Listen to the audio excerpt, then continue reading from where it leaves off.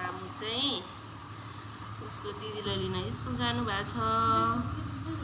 अनि ऊ चाहिँ सुतिराखेको थियो अनि मलाई हेरिदिनु है भन्नुभएको थियो अनि उसको मामु जानु हुने बित्तिकै उठिन् अनि उठेर चाहिँ अनि माथि मेरोमा जाउँ भनेको नि मानेन अनि यहीँ बसिरहेछन् उसको मामु नआउँदैछ भने यहीँ बस्छ अरे नजाऊ न बेबी नजाऊ उसको पापाको जुत्ता ल्याएर निकाले बाहिर माथि जान मान्छे चाहिँ सानै छन् कि तर दिमाग चाहिँ यस्तो कडा छन् यिनको माथि पनि जान नमान्ने अब यहीँ बस्छन् कुरेर अनि अब म पनि उसलाई कुर्नै पर्यो कता जान्छन् कि लड्छन् कि भनेर त्यहाँदेखि माथि आउने होइन ऊ त्यहीँ बस्छ भित्र जाउँ भन्दा नि मान्दिनँ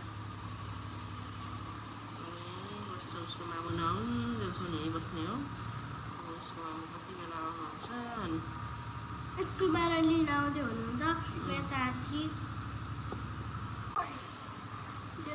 उसको मामु आउनु भयो बेबी लिएर